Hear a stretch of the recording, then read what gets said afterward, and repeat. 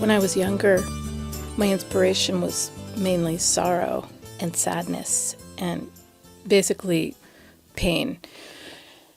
If I wanted to write something or write a story, I needed to feel something and usually those driving narratives came from something that was hurting me. And I remember at one point in my 20s thinking, wow, if I ever become a more contented person, I probably won't have anything to write about or anything to say. And then how will I be? Will I be a writer? Will I need to be a writer? Will my need for art dissipate if I become more content or not so anguished? Anyway, I think a lot of creative people think that and can get attached to their turbulence, their emotional turbulence. Riding the waves can be just navigating those waves, those surges can be. It's really exciting, but it forces us to create a narrative, and the navigation process does, and that's exciting. And there isn't anything at all wrong with that. By the way, hi.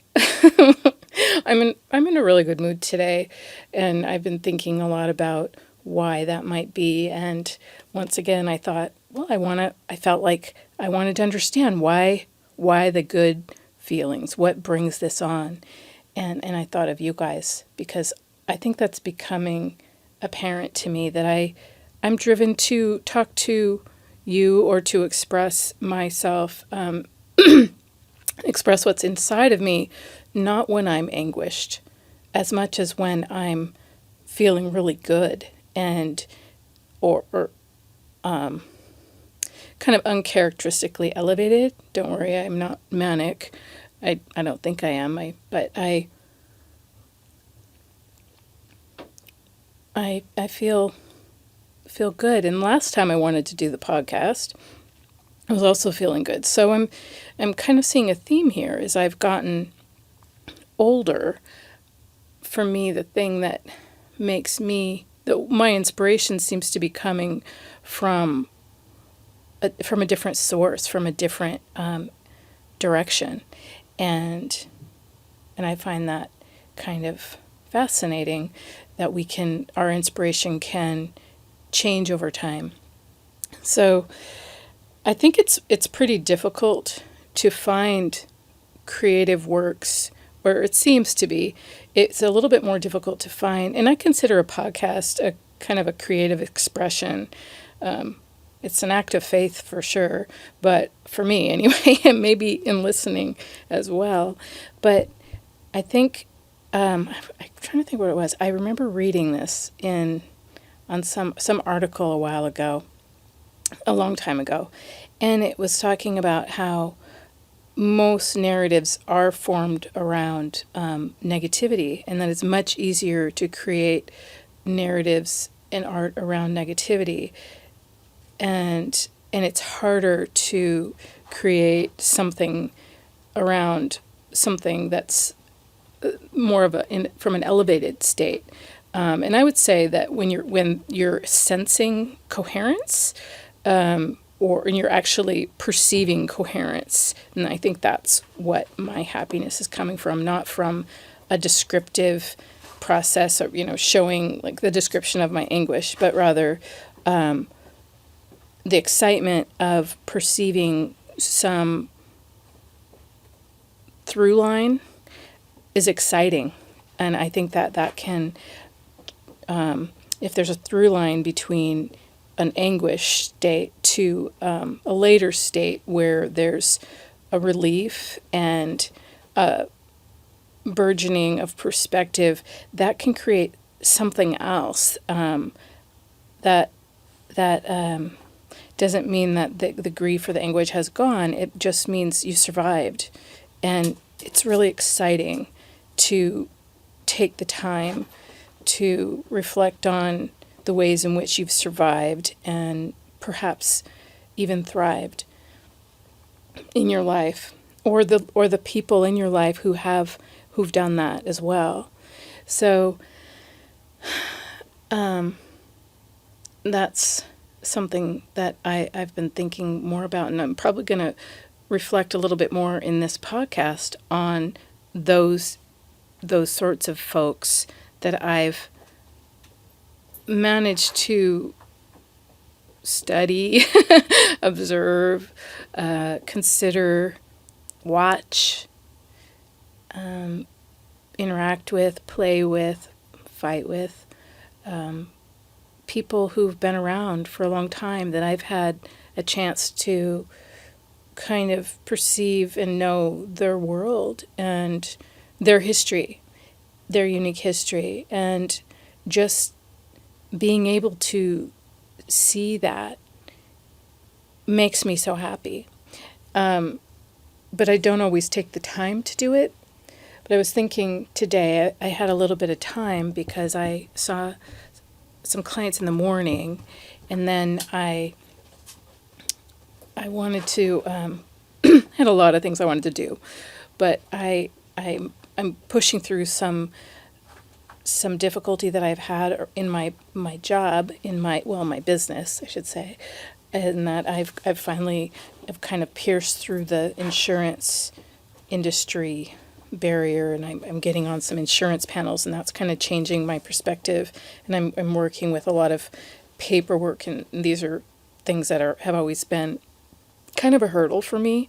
Therapists are known for hating paperwork. And I wouldn't say notes are a problem for me. I like writing notes and things like that, but the kind of loopholes and all the legalese and all the different things, my mind has always sort of cramped up a little bit when I'm faced with a lot of that. And there's usually insurance companies generally, they kind of place a lot of hurdles in the way. And they do that with all of us, whether or not you're a provider or using the insurance for yourself. So I was just trying to work through those things that I avoid this past week, and that's obviously elevating my mood a little bit.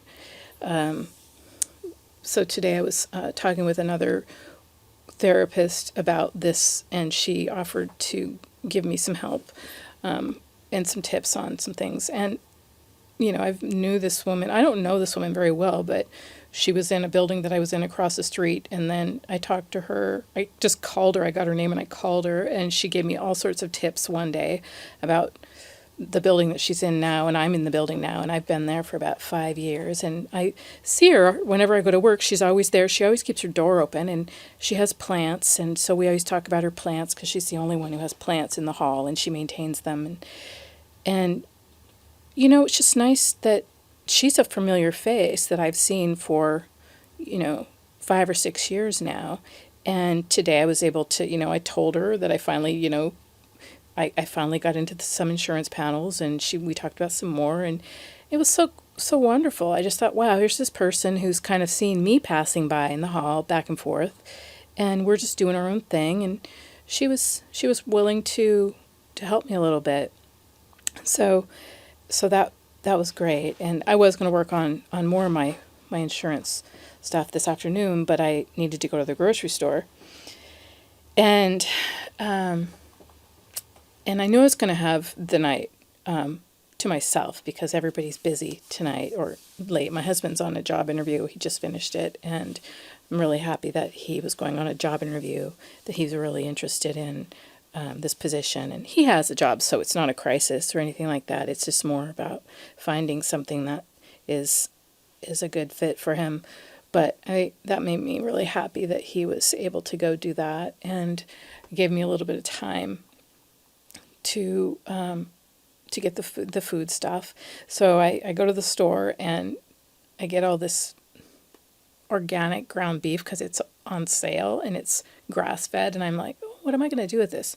And I decide I'm going to make a ton of meatballs and real red sauce because I always make red sauce. I don't know, everybody seems to love it. So I thought, I'm going to make meatballs. I don't think I've ever made meatballs. I think one other time. I don't know. So I get all this stuff, and then I'm making the sauce, and I'm making the meatballs, and I turn on some good music, and I'm singing, and along with like songs like Linda Ronstadt on, I just say, Lexa, play Linda Ronstadt. And then all these, Linda Ronstadt songs come on. And then I was listening to Hank Williams Sr. and Lefty Frizzell and just all those songs are, I love listening to old classic country music when I'm by myself and cooking. And I think the reason why is that's music that was played in my house a lot when I was very, very young. And I had brothers who played the guitar and, really wanted to sound like all the people they were playing, whether or not they were playing Hank Williams or Bob Dylan or whatever, what have you. So when I hear that music, it sort of puts me into a kind of a really happy place, and it makes me start to think about all these different people and their lives, and where they are now. And I got to thinking about my one brother and his wife, and how I wanted to tell you guys all about them. And there's a reason why. It's because lately I've noticed that, for a long time I've wanted to talk a little bit about marriage and should you get married, or what is marriage good for? And because it's sort of under attack in some ways, because we've got this breakdown of kind of traditional gender relationships, and that's kind of destabilized marriage, and a lot of things, a lot of different social conditions have destabilized marriage. But anyway, so I reflect on that a lot, and I reflect on, and today I was reflecting on my brother. He's 18 years older than me, or 17 years older than me, and his wife. So I'm just going to call them Joseph and Sarah, and I'm changing their names just because I'm trying to, keep anonymity, I guess. Anyway, so Joseph was always a very interesting, very creative person as far as building things and creating things. And I think he went to a special school for dyslexia, like in second grade. I never really knew that about him until I was way into my adult years. And I think my dad might have had a touch of that as well. And I think that I might have a minor touch of it. And I think my daughter does. And I've seen it in some of my nieces and nephews. Just a very small amount. Doesn't mean that you can't go through school and do things regularly. It's just that you sometimes get things backwards, and like under stress, or I never wrote sentences backwards or anything like that, but I used to get some letters backwards. So I didn't know that my brother actually had gone to a special school for that. But he didn't really identify that. Nobody ever talked about he's got a disability. That just wasn't what people did. Anyway, so Joseph, he liked to hunt, he liked to trap, he liked to create treasure chests when he was in third grade. I think he really got into building chests, or making little chests and burying them and making maps. And he was just a boy. I have 5 brothers. They're all pretty much guys. But I feel like one thing I want to talk about, besides just love, because I love love, and relationships, and this is my brothers, because when you grow up with such wonderful men in your life, and I'm not saying they were perfect, but for the most part, they were just wonderful, incredible people. It's really hard to... It's not hard. It's a blessing. It's a wonderful thing to know fantastic men, and not to mention my father, who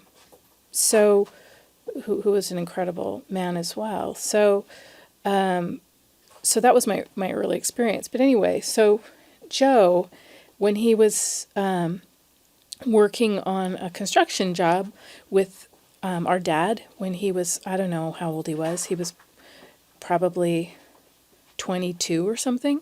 He was working on this job at a university in our area, and that's where, and he was not college educated. He was a carpenter, and he met his wife, Sarah there, and she was studying in Teachers College, and she was a really sweet woman who I loved so much.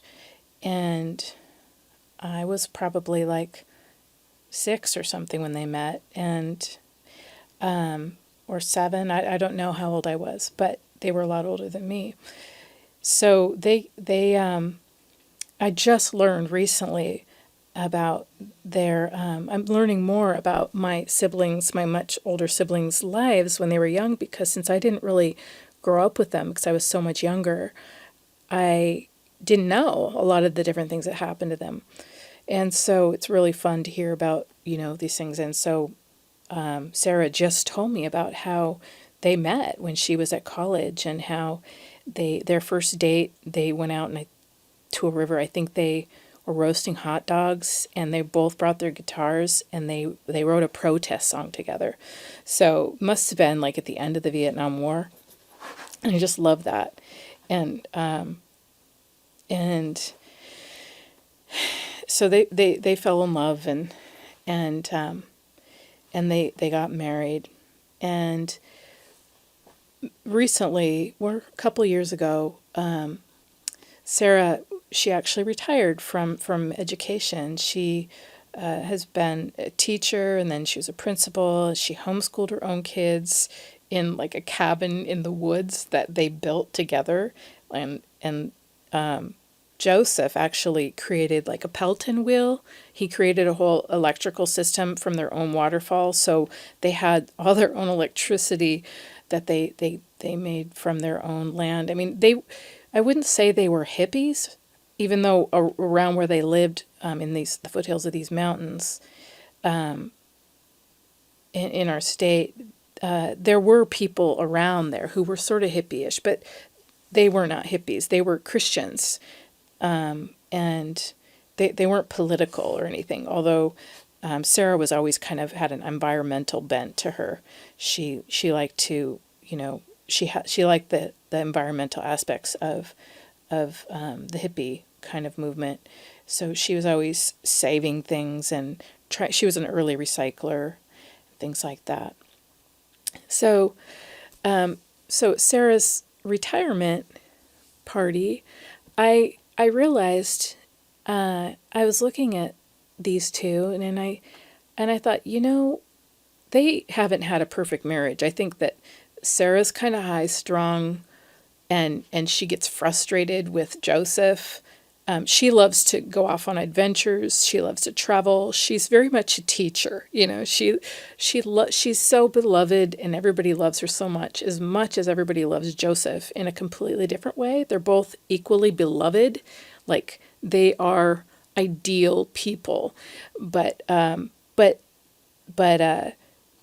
Sarah, she was a child of an alcoholic, and her father died when she was 8, and she probably would have preferred to control my brother a little bit more than she could, but she always went to God about it and, tried to deal with it. But she cries really easy and has a really big heart. My brother loves her so much. But anyway, what I'm trying to say is that they didn't just, they also had 5 kids. And so, they created this world up in the mountains, and then they had their little cabin that our whole family would go up and work on that cabin when they first made it. It was like an A-frame. It was really severe, and it had this little, creek right next to it. And I loved playing in the creek. But I remember we all split the shakes for this cabin, and it was a place that they created for our huge big family, because I'm the youngest of 8.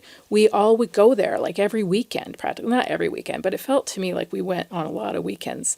And back then, that was before my dad was even killed.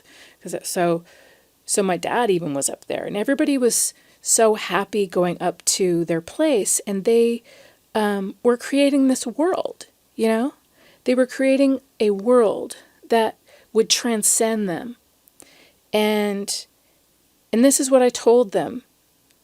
And it got to be more and more, because there's a lot more of the world now that they've created. It's continued on for the last 4 decades people, they go to the mountains where they, our family has met there, whether or not it was at that A-frame cabin next to the Babbling Brook, or at the bigger house that they built in town that took a lot longer to build, but it's a very big house and now can accommodate the huge family that's grown. And that took a long time to build. And it had some stalled periods, and it had different people in the family who came up to help my brother get out of being stalled, because they lived in a shop house that was next to the big house that they were building. And so because my brother's a carpenter, he was always going off and building everything else, and he had jobs here and there, and he always had to leave town for jobs. And so carpenters a lot of times don't work on their own houses, so that's kind of a thing. Anyway, but my dad had also built our house, our family's house, and it took him, the first floor that our basement was it, the first half of the family lived in that. And then, 10 years later, the top half went on. And so that's when I was born. So by the time I was born, it was a whole house. And so I never knew it as just half a house. But so I guess my brother was kind of taking in my dad's, following in my father's footsteps, in that he took a long time to build his big house. But so at Sarah's retirement party, I was seeing all the people who were there, and it was at this nice little place in this town where their daughter lives, by this river, and all these people were standing up and just saying how much they loved Sarah and how much she had meant to them. And that's when I realized, Sarah and Joseph, their marriage wasn't just about them and pleasing each other, and they drove each other nuts sometimes, but they also were kind of the creators of this world that was it lives in everybody's imagination, and everybody wants to go there, and it's been happening for years, and it will continue to happen. And I thought that's kind of what I think is a good marriage, a successful marriage. And I liked that. I liked that, now that they're retired, they both still work. It's so funny. She still goes into town to the local school and is there all the time, like 3 or 4 days a week. And she's always got a project, or somebody's always recruiting her to go on some teen river rafting trip or something at their church. And my brother, he is still building people's houses, but now he's doing it in town, so he doesn't travel out of town.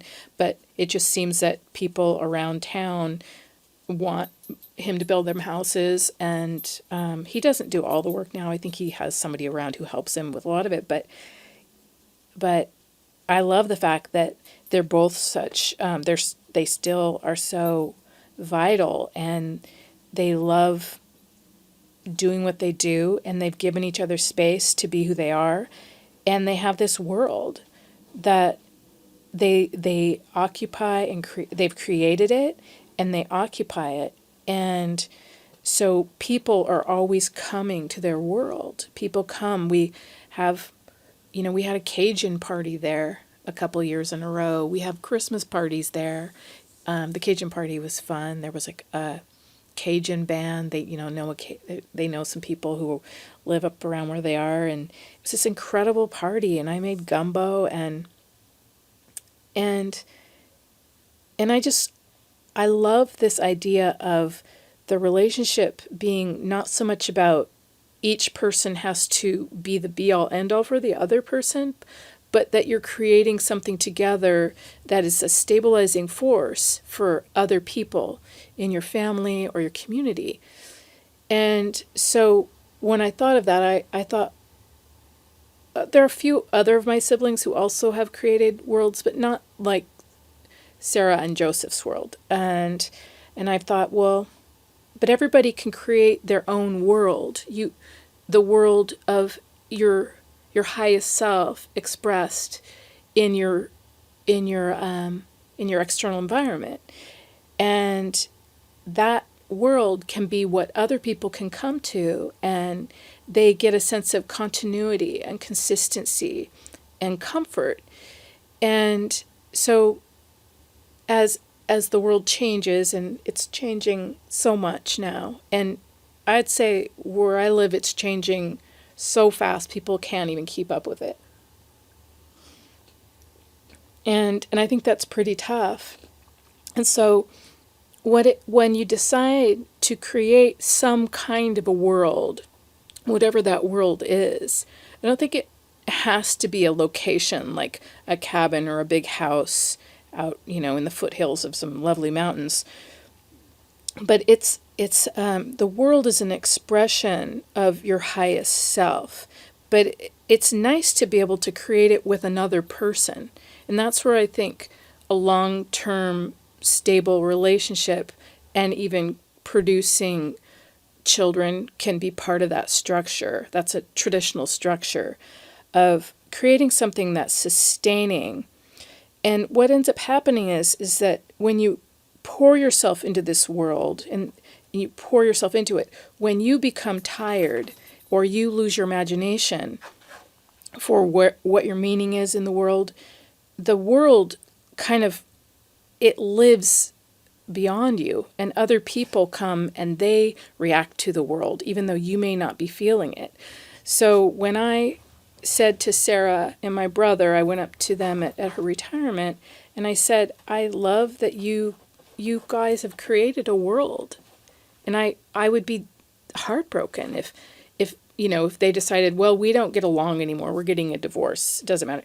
It would be so weird. It would be like the world that they created was going away. And so it struck them when I said that they'd created a world, because I don't think anybody had put it into that kind of language before.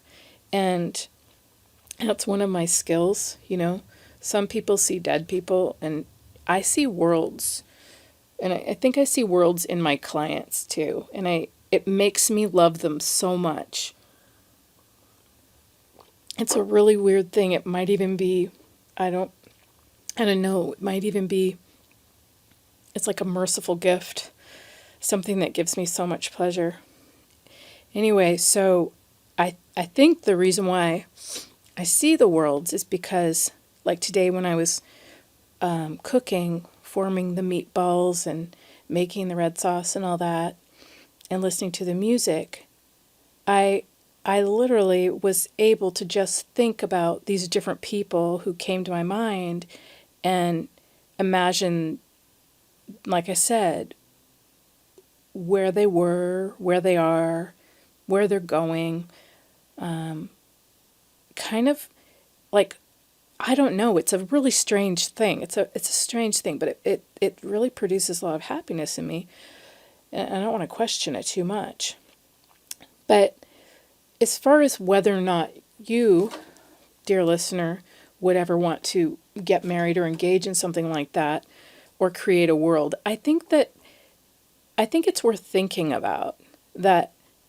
Kind of just, if you can just sort of push aside everything that the culture is telling you about life or people or women are this or men are that, kind of just listen to yourself. Just go, what do I want? When I look around and I see people, who do you see that you're really inspired by? I was inspired by my brother and his wife. And matter of fact, I just think, God, Joseph, thank you for marrying Sarah, because she's the coolest woman. And he brought her into my life. And she's been like a mother to me, And I love that he chose this really sensitive, sweet woman who was sort of feisty, and he loved her. And he made it so that she could be who she was. He built her a house. He built her 2 houses. He allowed her to be who she was. And, and see the beauty that she is. And she allowed him to be the man that he is. And they they share the world that they created. They share their struggle. They share, you know, they share their world. And I think that we who come to them revitalize their world. And that's if you're the kind of person who wants to feel like you have some meaning in life, I think being around for people and giving people a sense of continuity. I'm not saying that they've always been the same. They haven't, but they have had a steady world that they've worked on, and they've shared it. If you want to have that, you've got to think about that. You've got to think, what kind of person do I want to share with my loved ones, and also it's so wonderful to see somebody loving another person. Like it's great to see that devotion, and it makes things calm down, because life is always going to be turbulent. There's always going to be, our family has gone through a lot, and throughout the years, our father was killed suddenly on a construction accident when I was 11. And I've said that in other podcasts, but just for people who haven't heard. And that was very traumatic. And then our mom was suffering with an illness that made it so she basically needed to be cared for the rest of she died a couple of years ago, but for my whole life, she pretty much was. After my dad was gone, pretty much needed to be cared for. And so our family has, we've had our struggles that we've worked on together. Anyway, I don't need to go into that, but back to marriage, and marriage is a world. So when you start thinking, well, I don't want to be tied down with one person, I want to have lots of options, that's cool if you want to do that. Nobody's getting down on you for that, obviously, but you got to think about, are you the kind of person who would like to create a world? And would you like to offer that to the world, to others? I think you can create a world if you're on your own too, but I think that one of the foundational pieces, one thing in life I think that's really important is to have a practice of caring for something outside of yourself, something. And one way that you can sort of naturally do that is to be devoted to a partner or to care for children. And you don't need to do that in that way. That's just sort of a natural kind of setup that's kind of, societies are sort of built around that, and it fulfills a natural need that society has to reproduce itself and for stability. It's the family. And so for a lot of people, I'd say probably most people aren't probably creative enough to come up with something that's as powerful and as coherent as that design. But I definitely think that there are a lot of people who don't do so well in a marriage, particularly if they don't have the skills or the personality to know how to do it. But you can learn those if you want that. I think that marriage fulfills the needing to care about another person, and having a practice of that. A couple of years ago, maybe it was 3 years ago, I don't know, it doesn't even matter. I was reading a blog post that went viral, and at the time it sort of irritated me, but now I get it. But it was a viral blog post somebody wrote, and it was called "Marriage Isn't About You." And I thought, well, what it was this guy, he had been married for a year, and then he was feeling frustrated with his wife, and I think his wife was feeling frustrated with him, and then he went and he talked to his dad, and his dad said, marriage isn't about you. Marriage is about other people. It's about caring for another person. And I thought it was really simplistic, at the time when I read it, but now I don't know. I guess I've come around to marriage isn't about you, because I don't think it is in and of itself. And if you only think I want to get into a marriage so I can have somebody who's going to do all these great things for me, and you need them to do these things for you, it may be more frustrating. But marriage is about creating world, I think. And we all, I think, are happier when we create some kind of offering, some kind of little respite or sanctuary, retreat that others can come to for replenishment. Speaking of myself, I can only go on about a minute or two longer because I have to pick up my husband from the bus. But one thing that because I came sort of late to my family, the youngest, a lot of the world, I was, the youngest of eight children by a mile, and a lot of the worlds were kind of, had already been established with my siblings, my older siblings, and so I was more of a visitor or member in their worlds. And maybe that's why I have such good observational skills, because I always felt like I was outside those worlds and coming into them and utilizing them. And as I've gotten older, I realized that, one word for a world would be like, when people say a hub house, I've always thought I want to have a hub house. I think a hub house is like a world. It's a place that people go to and, where people meet. And it's an intersectional kind of place. And it's the hub, it's sort of the thing that holds the whole thing together, right?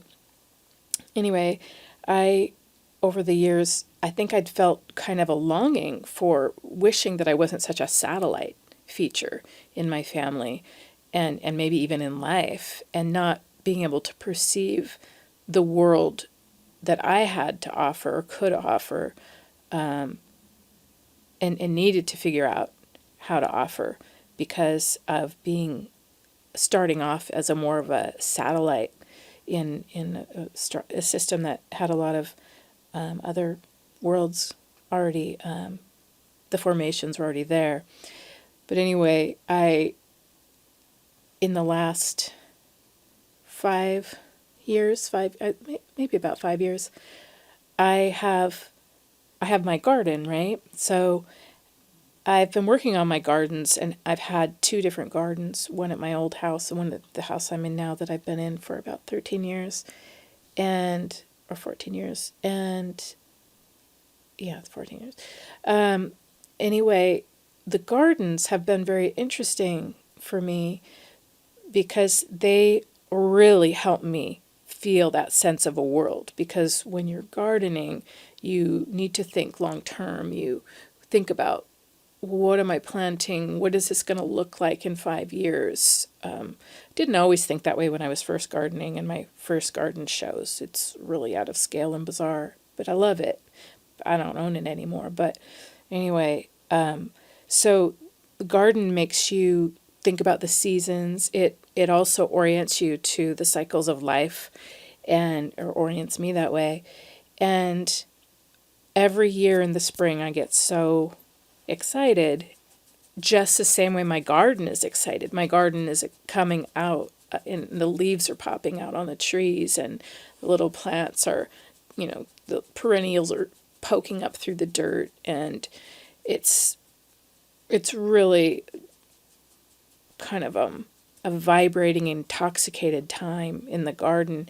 And I find the same thing begins to happen to me. It's a time of expansion, and that's when the world is coming back up from the dirt, from the dark. And but anyway, in the garden, whenever I go through this spring period, I notice when I'm out there, I'm always thinking about parties, and I always have all these ideas of things to do with people in the garden. It's like the garden is telling me to bring people to it, and it's like I'm always planning a party, but I don't usually pull off any of the planned parties. Mostly every party that I've had back there has been spontaneous. And they've all been lovely, but I've noticed in the last few years there's gotten to be more, because I think I'm finally starting to feel like that world is becoming a little bit more, I can see the edges of it, and it's more coherent. And I see, when I see people coming, like my siblings' children coming, they come to my place and they see me, they love coming, and they say they feel like they're in an enchanted place when they're in the garden. And I guess I just figured it out. You know, you need other people to see the world that you have, because sometimes you can't see your world. You can't. The world has to be seen by those who come into it. And they don't see it if they never come, and you don't know that the world exists. So I always end up crying at the end of these. So I'm going to go pick my husband up. Just think about that. You know, you could be somebody's world. They could come in and see you and transform you. I'm transformed by my visitors who come to my garden, and I think that's enough. Okay. Good night.